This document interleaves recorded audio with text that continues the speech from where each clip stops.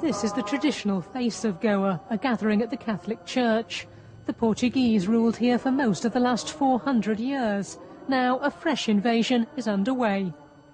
Welcome to the chaos of Goa. British tourists are flocking to Goa in their tens of thousands.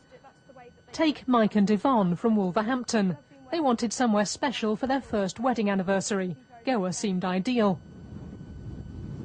It's got miles of golden beaches and direct charter flights from Manchester and Gatwick. It's also quite cheap. A return airfare can be less than £200. But the tourist boom is changing Goa.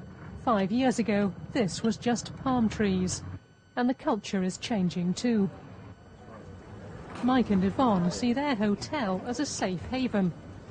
When we got on the coach and we came through all the different villages, you just think, oh my life, what have we come to? What have we spent our money on? Then when you get to the hotel, it's another world. This is one of about 200 swimming pools on this stretch of coast. The hotels demand so much water, they're draining the villages dry. These people used to be self-sufficient. Now they depend on water handouts. Their wells are barren because the water level has fallen, or polluted by untreated sewage from the hotels. This is one of the deepest wells, the only one in the district with water. 1,000 people depend on it nowadays, and its level is falling every year. The hotels have drawn away all the water that was originally meant for the villagers. And as a result of this, the villagers have access to very little water. So maybe a few wells that happen to be perennial, they become like an oasis in the desert. The British are told to drink 4 bottles of water every day, which causes another problem. There's something else the tourists don't get to see, and that's what happens to all the debris they leave behind.